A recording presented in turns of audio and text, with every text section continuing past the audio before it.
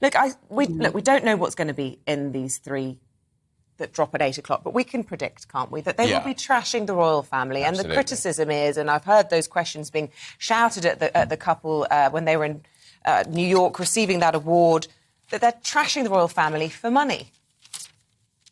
Isabel, you know what I was just thinking, too? I don't think that American media would ever put the Prince and Princess of Wales in that position. Just watching the way that reporters didn't hesitate to ask, a really polarizing question to the Duke and Duchess of Sussex, I do not think that American media would have the audacity to be so blunt to the Prince and Princess of Wales. And I think that tells us a lot about the Americans and their opinions of Harry and Meghan.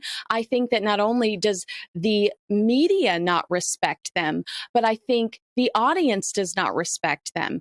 I spoke with you a little bit in private, and I said we were not given access to screeners as media here in Hollywood. Normally, these big premieres drop at midnight because they want to make sure that all eyes are on these premieres. If think back on Stranger Things and some of their really popular shows like You on Netflix, those premiere at midnight because they want to have the biggest screening numbers that they can possibly report. And in this particular instance, I think that they know all eyes are going to be on the Sussexes, fans or not fans, and they know that they don't have to do that midnight premiere. They're in control. They can drop it at 8 a.m. Kinsey, they didn't answer the question, did they, when they were asked, are you putting money before your family? Well, never complain, never explain when it's convenient to you, right? They'll accept that if as long as it puts them in a comfortable position versus an uncomfortable position. But I think that Harry knows exactly what he's doing, and that the public perception is that he's turning his back on the people that gave him the platform that he has now.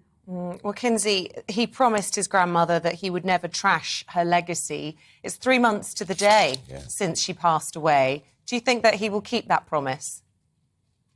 Isabel, I really struggle there because I don't. I think that Queen Elizabeth was the leader. She was the head of the family. She's the head of the institution.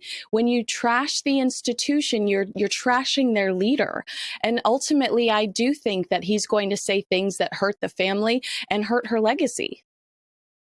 She said when the agreement was done with the Queen that they were going to walk away. Do you remember they were going to go to the United States to be private people? Not very private, are they? But they actually said they would, quote, continue to uphold the values of Her Majesty. Her Majesty never, ever got down and dirty in a 6-part Netflix documentary, did she? Absolutely not. And also keep in mind, they told us during the Oprah Winfrey interview that they were done, that they just wanted to clear the table. They just wanted to put all of this out there and they were going to be done with it. But that's not the case. Now we have at least 6 hours of content where they're going to rehash all of the drama over Megxit. And I also think I'm really concerned that he's going to trash his country. I just don't know how you can criticize your experiences and not hurt the people of the UK. I don't understand how you can do that.